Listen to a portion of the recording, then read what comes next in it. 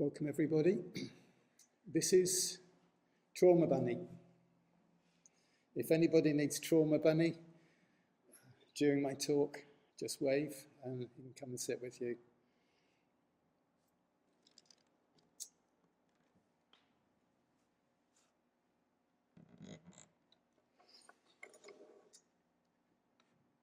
Trauma. What is it? What do we know about trauma? Our understanding of trauma is an evolving picture. Experiencing trauma in myself and in others, but I didn't know it was trauma. I didn't know what it was. I didn't know what it was doing, and I certainly didn't know how to manage its destructive power.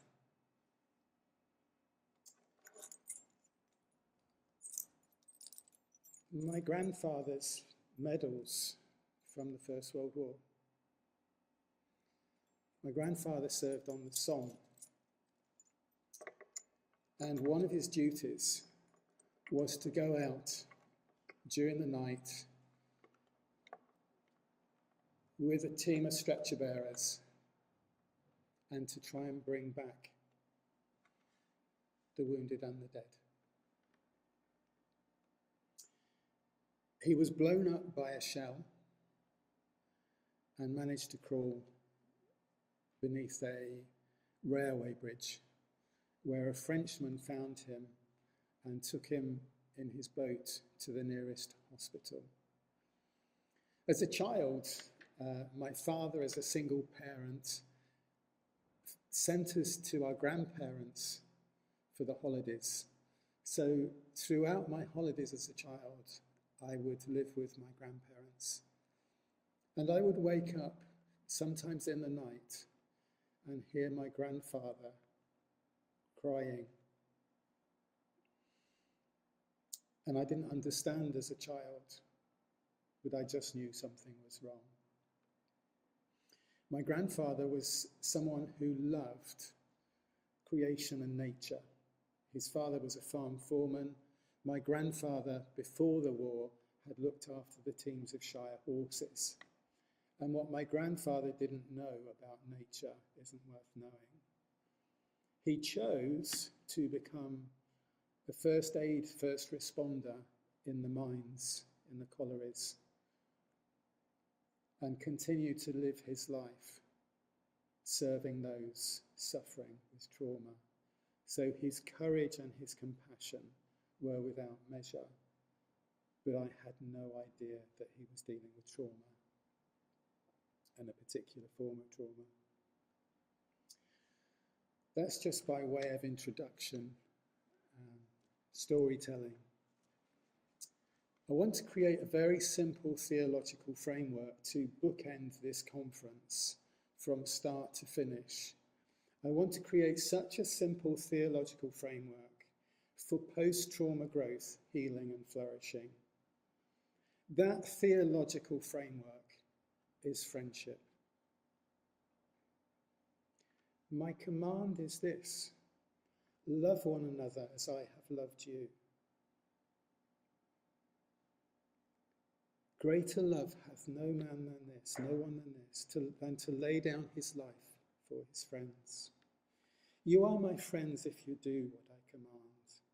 No longer will I call you servants, because a servant does not know his master's business. Instead, I have called you friends, for everything I have learned from my God, I have made known to you. John 15. We have become so familiar with that text. We have reduced it, we have boiled it down to religious content that has lost its context. The evening meal was in progress. Excuse me, I should be wearing my glasses. The evening meal was in progress, and the devil had already prompted Judas, the son of Simon Iscariot, to betray Jesus. Jesus knew that the Father had put all things under his power and that he had come from God and was returning to God. So he got up from the meal, took off his outer clothing, and wrapped a towel around his waist. After that, he poured water into a basin and began to wash his disciples' feet, drying them with the towel that was wrapped around him. In both these scriptures and their context, Jesus is preparing his disciples to face the most horrific trauma, but also gifting them with the tools and means to recover from trauma. And we as the church totally miss the purpose and meaning of his teaching. So restudying scripture in the light of trauma awareness, your eyes are suddenly open to a whole new realm of learning and knowledge, being trauma-informed, trauma-aware, trauma-educated. Jesus was clearly gifting his disciples with a way of life that would enable them to overcome colossal traumas. And in some ways, it was a journey from the certainties of religion into a far richer spiritual freedom. This theological motive of friendship is reflected in Christian orthodoxy as the Trinity. God as parent, child, and spirit, the mystery of three persons being one God, divine and eternal. A coexistence and the perfect embodiment of love. So as you participate in the conference, hold these two scriptures and the theme of eternal and divine friendship, being and coexistence, if you will, as bookends. The deepest theological root and anchor any of us has is only possible within the context of loving, faithful friendships. And that it is loving, faithful friendships, more than our knowledge, expertise, or professional roles, which give trauma therapy its true foundation. Our Western notions of self and individualism that isolate us, and which capitalism then recreates us as independent consumers, are a fallacy and a profound ignorance that even permeate Christian theology. We are dependent upon our friendships from the moment we are born until we breathe our last, and many believe only then will we enjoy true untainted friendship. I don't believe that. I believe and think in terms of inviting the divine and eternal into our friendships in the here and now, rather than as some pie-in-the-sky reward for our earthly failures to live in love. The safety of friendship is the only context in which we can walk and work out post-trauma growth. Relationships of power and dependency will always ultimately fail. Trust is the missing ingredient that enables and empowers post-trauma growth. If the role of parenting is to nurture and nourish the child into a fully autonomous, self-actualized and flourishing adult, friendship too has the same selfless goal and role, desiring to see others become more fully all they can ever become, within the context of reverent and sacred friendships. A healthy adult is not defined by as an independent individual, but as a flourishing member within a family or a community, whether that family is genetic or chosen. And friendship is the deep, dark dirt and rich soil in which any life can flourish. You can't buy friendship. Friendship comes at a far higher cost. Greater love has no one than they lay down their life for their friends. Learning to love those who betray us as Jesus loved Judas is our life's deepest, costliest work. That is our personal Calvary. That is where we come face to face with our shadow. Making friends with our shadow is a profound act of self-care and healthy self-love. So what we're talking about in this conference primarily is relational trauma, trauma caused by broken relationships, abusive relationships. How do I know what true friendship is? Personally for me, I have found true friendship when I look at Jesus. When I look at Siddhartha, and I have studied his teaching much of my life, I find wisdom.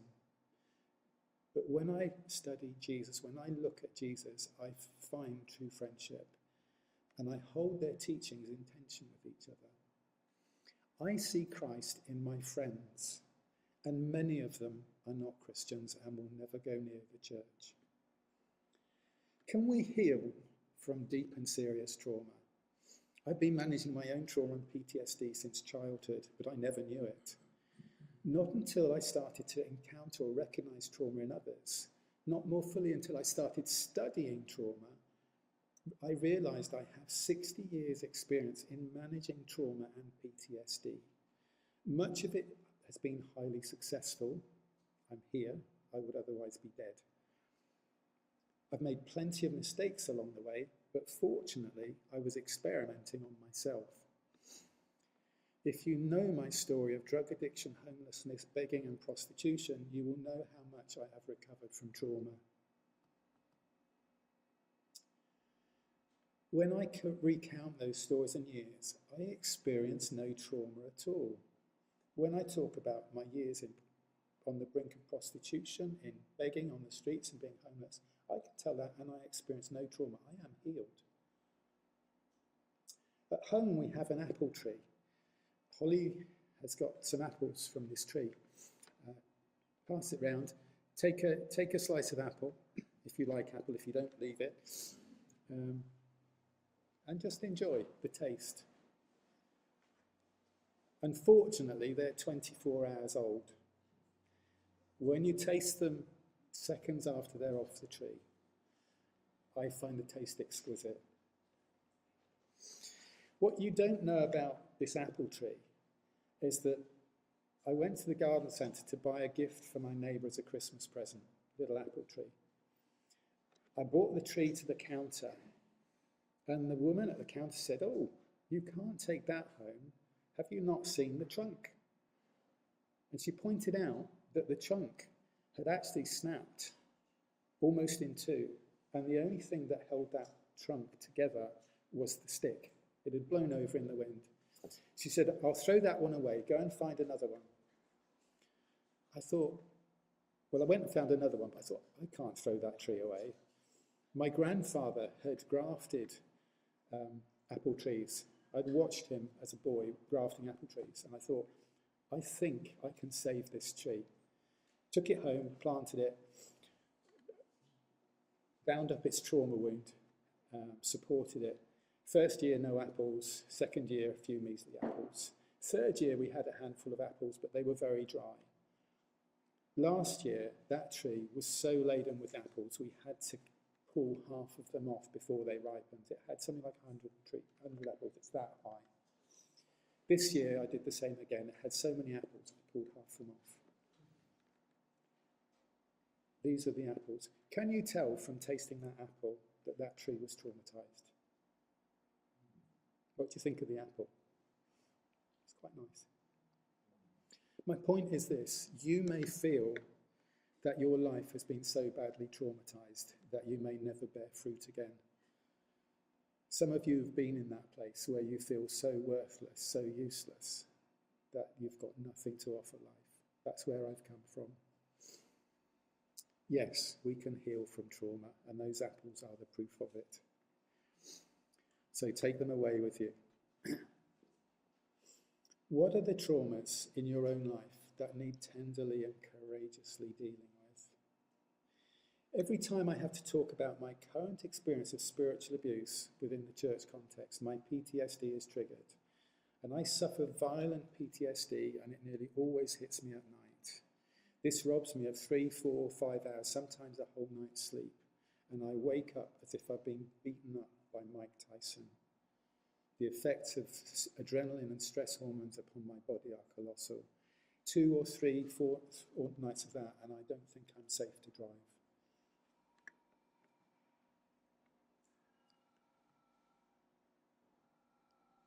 This PTSD has been occurring for over 3 years. It's been getting worse the more I work with the church concerned to try and resolve the cause. Now, the normal best guidance for anyone suffering trauma, relational trauma, is always Get the hell out and away from whoever or whatever is causing you such pain. I don't know anybody who would counsel somebody with trauma to say anything but that. Get the hell out, get away. But my situation and my work is that I am having to walk into the epicenter of this shitstorm in order to expose the institutional abuse. It's a profound learning experience. I don't recommend it to anybody, but if you're studying firsthand the impacts of trauma and PTSD, it's very useful. I've lived and worked extensively amongst the homeless, ex-offenders, addicts and alcoholics community, and ministered therapy to them in the medium not of professional charity or care, but in the medium of friendship. I have never sought to be anything but a friend to those people.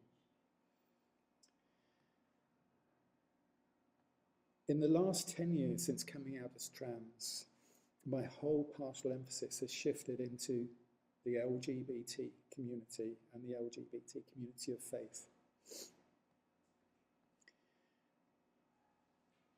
I am dealing almost daily, certainly never a week goes past when I am not ministering to someone who is suffering trauma and PTSD.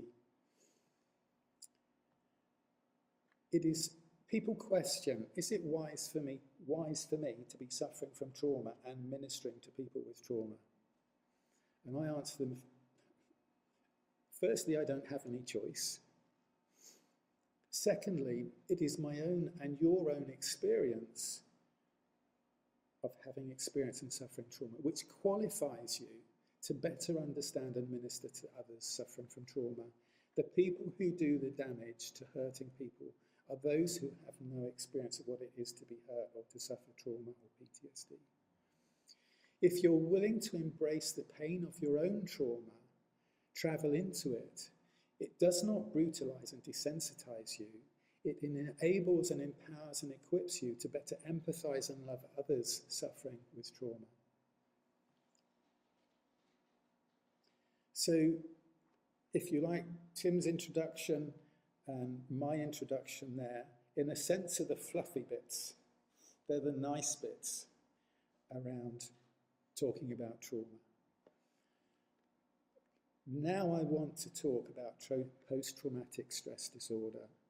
This is where the rubber hits the road. These are the people that you may be ministering to now or in the future and on a regular basis. That's probably why you've come to this conference. PTSD is perhaps one of the most common pastoral experiences I've faced in my own life as transgender, as queer, over a lifetime, but in both the social and religious context. But it's also common and an intense need within the LGBT community, particularly the trans community, who have encountered violence, both spiritual, relational, institutional. It's a syndrome or an experience of such power and violence upon a person's well-being, and it can cause unlimited damage if not carefully, skillfully, and lovingly managed. That it's caused by humans is an absolute tragedy. That it's caused by the church is beyond comprehension. And within the spectrum of those suffering from trauma, PTSD ranks as one of the most severe and crippling forms of trauma. PTSD can range in its mildest forms from acute anxiety and panic attacks, withdrawal from friendships, to a full-blown shutdown of bodily functioning that is almost paralyzing. Much of the widest church, as in most things the world has come to understand more fully, is again 30 years behind the world and the cutting edge of trauma-informed and PTSD care. This conference is just baby steps. It's just an acorn in the ground being planted within transgender theology within the community to better offer pastoral care, seeking to share as freely as we can keys to post-trauma recovery, growth, healing and flourishing.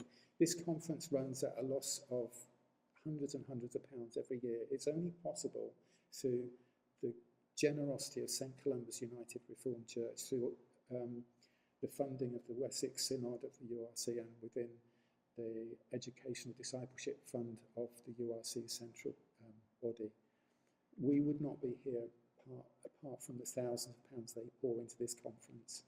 You should be being charged £200, £300 to attend this conference a day. So that's why it's like it is. But it's just baby steps in trauma awareness within the church, body of Christ. Now, the body keeps the score. Most of you probably have read Bessel van der Kolk's bestseller. Science and neuroscience especially, rather than blind faith, has led us to revolutionary new insights into how we treat PTSD. Yet Hinduism and Buddhism, teaching and religious practice, and yoga have been effectively treating trauma and PTSD for millennia, namely through yoga, prayer and meditation. And it's this foundation upon much of modern-day mindfulness movement is built.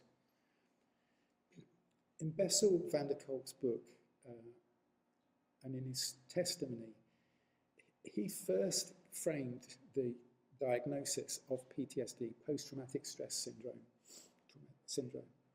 And he discovered it in working with Vietnam War vets. And he believed initially that only military soldiers who had served in war zones could experience PTSD. He quickly realised as he was seeing and recognising the same symptoms in many of the women who came to his clinic for counselling. And invariably, sexual violence and domestic abuse were the cause. So Bessel van der Kolk's understanding of trauma then suddenly exploded. PTSD is the involuntary, precognitive physical response of the brain and body, and its innate ability to protect itself from threat. And when triggered, the brain automatically floods the body with adrenaline and stress hormones in preparation for fight, flight, and freeze response. The effects are instant. We can't short-circuit or stop this physical response. It is a survival gift within all sentient beings. Like a rabbit in the headlights, the brain has become hyper-alert and is frantically searching for escape routes, and this can often create an emotional and mental paralysis of reasoning, as panic becomes the primary mode if escape routes are not obvious and easy to access. Feeling trapped escalates this mental and emotional and sometimes physical paralysis. The effects of large volumes of adrenaline and stress hormones coursing through one's body can also lead to thought paralysis. Physical hypertension is a common response in such trauma. This can lead to a locked jaw syndrome, which is both intense then, but then can be carried in your body continually.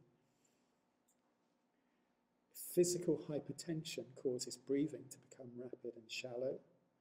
The body's central nervous system, or the vagus nerve, our main messaging highway, experiences overload, and it feels like it's shutting down, when often it is actually experiencing maximum traffic, but the system has broken down under the overload.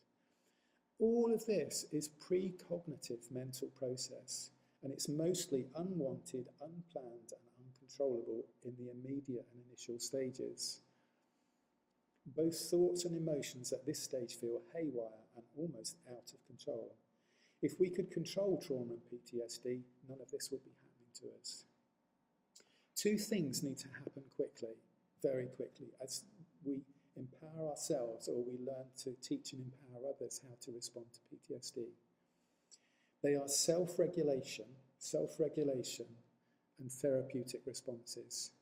We have to put our rational mind back into the driving seat it vacated in the panic. It's a bit like a learner driver who habitually hits the accelerator rather than the brakes. When you don't deal with PTSD correctly, it can have disastrous consequences. Calming the brain, which is experiencing the flood of adrenaline when severe PTSD has taken over, is like trying to rope and calm a wild horse. And it takes time to master the process. The electrical impulses to the brain seem so out of control. And this is what neuroscience has so clearly established. The more severe the PTSD, the more the mind begins to disassociate from the intense distress, panic, and pain that the body is feeling. The brain's electrocircuitry, our neural pathways, along with electric impulses, that are firing, and it feels like they're jamming, not in the musical sense, but in the sense of radio signals jamming. And calming the body is equally different when it seems out of control and suffering from floods of adrenaline, and feels like a wild horse galloping in the opposite direction from where we want it to be. The heart is racing, the mind is racing, adrenaline flooding is out of control. Rather than trying to tackle the two separate components, brain and body, the wild horses galloping in separate directions, most experts in ancient traditions and modern neuroscience agree that separating them is counterproductive, dualism, and that we need a holistic, integrated approach that brings mind and body back into a balanced harmony. And the key to all of this is the central nervous system, the vagus nerve, and our breathing. The physical heart and the diaphragm are of central importance in self-regulation. Our breathing and our body posture are the very first things that we learn to control, even before our mind is clear. The diaphragm is a muscle that helps you inhale and exhale. This thin dome-shaped muscle sits below your lungs and heart, and it's attached to your sternum, a bone in the middle of your chest, the bottom of your rib cage, and your spine. Now, the good news is that with self-regulation, we can manage PTSD. That self-regulation needs to become automatic or instinctive. When we fail to dysregulate or unable to self-regulate or unable to self-regulate, dysfunctional, dissociative states easily begin to take over. So what we're talking about is somatic therapy. Here we are talking about crisis management by using what the trauma industry calls somatic therapy. And somatic therapies, physical therapies, seek to calm and massage the diaphragm, the brain and the heart, reducing the panic. Now, what works best for me may not work best for you or for others, but the general theory of how we achieve this calming is unanimous.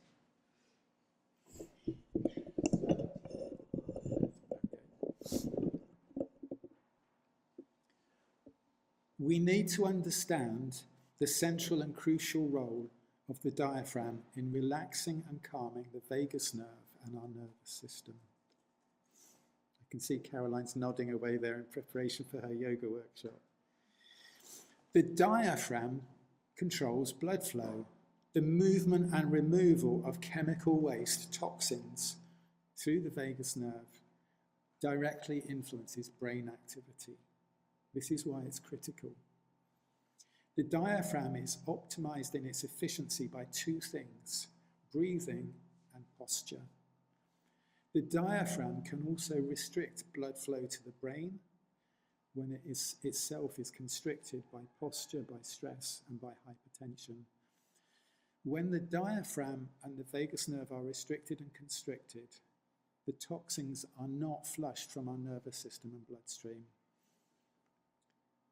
Even now, after 2 or 3 years of intense trauma, PTSD management, my body in the morning sometimes is still so full of toxins that I feel punch drunk, brain fogged. Again, neuroscience has confirmed and proven the efficacy of yoga. And in one sense, neuroscience is not teaching us anything new at all. It's confirming what many ancient faiths and indigenous practices have always instinctively known. That connection to our bodies, rather than disconnection into our brain, is what we need. The disconnecting trauma of PTSD is bad news.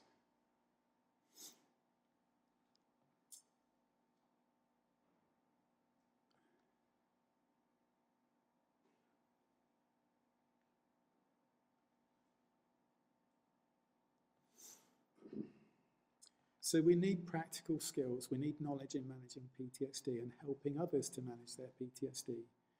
And it needs to sit within the bigger picture of healing and restoration. We need both the immediate trauma, but we also need healthy life choices. Faith-guided meditation and prayer paths and practices can be very powerful in helping to calm the mind when PTSD hits. Unguided meditation can be harmful and even dangerous, and having teachers and guides and teachers, from my experience, is wise counsel. There is often a mistake that meditation involves emptying the mind. But even in yoga, particularly in yoga and Buddhism, that is not true. Letting go of attachments and facing the void within us, facing our shadow, are very active processes of discovery that can lead to enlightenment, revelation, and understanding. And they are every bit as thought-led as Christian prayer. Meditation can be Christian, doesn't have to be. We need to distinguish between PTSD therapy, that which is an urgent, immediate priority, and the right therapeutic approach to deal with the ongoing trauma on a daily basis. So we need the right life choices, and we need to find the right type of counselling or therapist that work for us and for others. One of the professionals I've worked with over the last 15 years is a very close friend and a former special services soldier, served in Iraq and Afghanistan, and who retired from the military 10 years ago. They experienced severe and violent PTSD, the result of combat stress, and they have worked with hundreds of military vets who have suffered PTSD and have ongoing trauma issues. And they are absolutely clear on one thing. There is no one single type of therapy guaranteed to work. And if anyone is selling you therapy on that basis, they are a fraud. From EMDR therapy to cognitive behavioral therapy, from yoga therapies to clinical psychology, what works for one in almost seemingly miraculous ways does not necessarily work for another, may not even touch another, may even leave them feeling worse. We have to find out what is right for the individual. What is being categorically understood is that the modern church's traditional heavy emphasis upon psychology and cognitive and behavioural therapies can often re-trigger PTSD and trauma when practiced by those who are not trauma-trained, trauma-aware and trauma-informed. Trauma therapy, and especially PTSD therapies and management, are not prescriptive, they are experimental. Certainly at this early stage of learning how neuroscience interfaces with trauma. Within the transgender, intersex, non-binary community, where there are unusually high levels of neurodivergence, we have to be even more careful and not to be prescriptive, but to offer opportunities and possibilities to explore. What works for me can be a crushing burden for someone else. So we're talking about helping people develop personal skills and a toolkit of practices and therapy which works for them. And then we only find that through the patient art of listening. My friend was a parachute instructor for 20 years, and their job was to teach soldiers how not to be overcome by the brain's physical response of fight, flight, and freeze. Throw yourself out of an airplane at 500 feet. Throw yourself out of an airplane at a height of 30,000 feet. What is your brain going to do? Falling to earth at 100 miles an hour or 1,000 feet a second can overwhelm the brain with fear. So very similar to PTSD. Training the Army's elite special forces soldiers, jumping into the most intense and dangerous war zones in modern history, in any history, multiplies the fear factor, and a risk of huge surges of adrenaline that might cause brain freeze means that you get it right or you die, and some do and did. The self-regulation they learnt, the second nature automatic default response, if one's main parachute did not open, had to become instinctive and natural to avoid death or fatalities.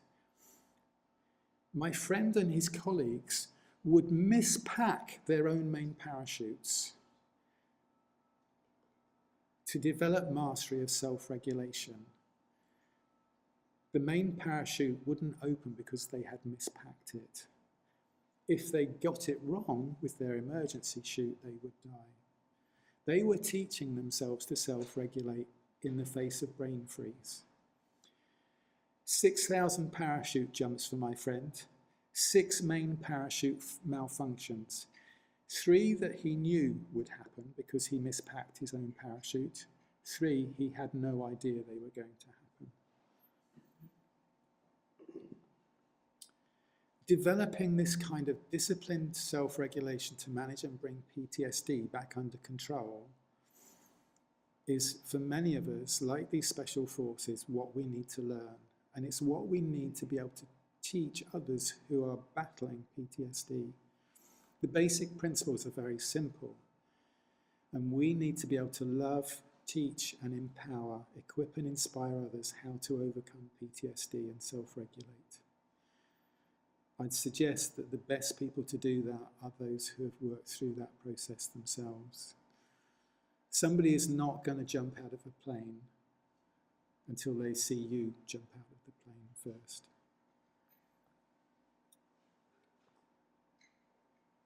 Books, theories, conferences, and even podcasts and videos about trauma therapy growth are amazing.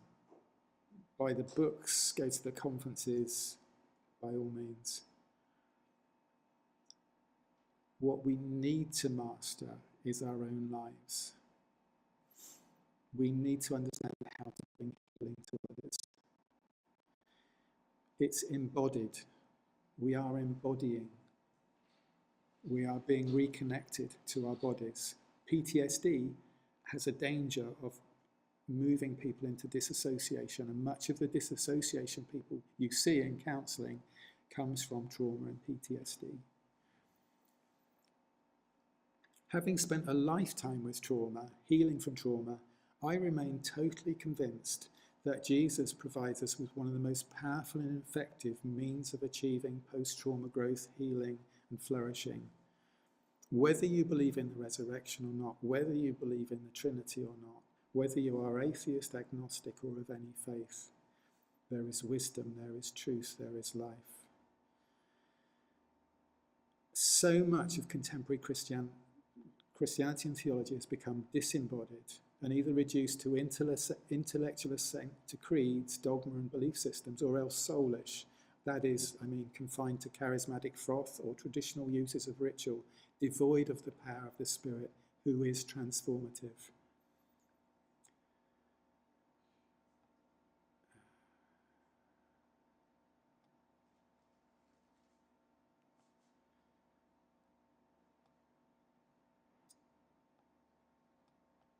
The biggest understanding for me of somatic therapy in treating PTSD has been accidental, incidental, and retrospective one. So I've said, when I share my current situation of spiritual abuse with the church, it's nearly always in a context where I'm sitting with somebody. Either they think they're counselling me, or they're being kind to me as a Christian, they're listening to me. It's in a study, or it's in a safe place, it's over a coffee. And the PTSD has grown worse as the denial of abuse increases higher up the institutional hierarchy. When I have to re-explain what I have been going through and I'm currently experiencing, it's so costly and painful that my PTSD is triggered.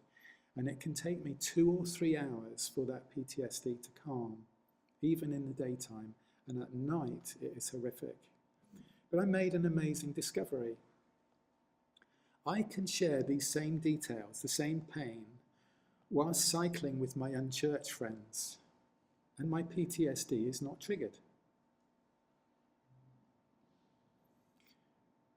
So I can share these same pains with my unchurched friends while I'm cycling, and my PTSD is not triggered. There's 2 things here that I can see clearly. The first is that I don't expect non-Christians to do anything about my situation in the church. It's not their domain and it's not their business. I do have a profound expectation for Christians to speak and act on my behalf. And I know invariably they're not going to. And that in itself is painful and causes me deeper pain. But the other really profound truth here is that my PTSD is not triggered because my brain, at its deepest pre-conscious, unconscious, precognitive state, is wholly preoccupied in keeping me safe on the bike as we are travelling at average of 20 miles an hour. It is making moment by moment, split-second decisions continually to keep me from falling off, from crashing or veering off the road. Somehow it is computing that the risks on my bike are far more pressing than the trauma I've suffered in the church. Lying in bed at night, experiencing the same PTSD, I am wrecked because my brain is not occupied with anything else. And it becomes totally absorbed in the trauma that's being relived as my brain tries to work out an escape route. This has proven to me, beyond any doubt, that somatic therapy, physical therapies, are necessary in treating and counselling PTSD and are way more powerful than talking therapies alone. That's just a snapshot. My original talk is 3 times longer than this, and I've crunched it down. In this afternoon's workshop, I'm going to be looking at how and exploring how we physically bring PTSD back under control by using self-regulation techniques and tools. That's my talk over. I've overshot more than I wanted to, but I felt it was important to stress these things to you, as just for some of you are beginnings, for some of you you're nodding, and I know it's old hat. So, any questions from those online? Yeah. Any questions? 10 minutes, it's a bit of a delay. So. Yeah. Any questions? Any thoughts? Yes. Yeah, what I thought you were going to say there was that it was the difference between being believed and not believed.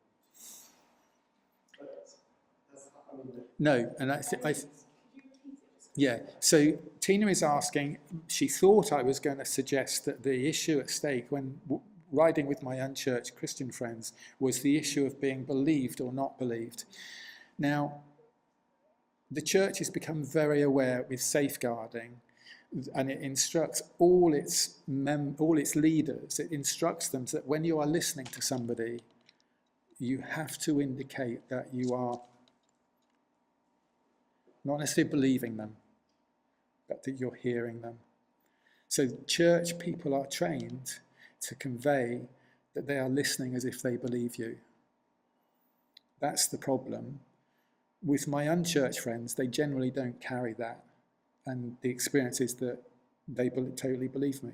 They know me, they trust me, they know my integrity, they've known me for 20, 30 years, they know who I am. They wouldn't disbelieve me. So I don't think that's the issue. I think the issue is to do with the physicalness of and the risks I'm involved in mean that my brain doesn't get sucked into PTSD. It's not church people not believing me that triggers my PTSD. It's probably that church people listen to me and then never do anything, never say anything, are never willing to speak up on my behalf, which triggers PTSD in me because it is itself an injustice. Thank you. Carrie. Yeah, I love what you were saying about finding recovery and speaking loudly so you don't have to repeat it. So that's so cool that you have strategies that hopefully we're going to hear more about via the various different workshops.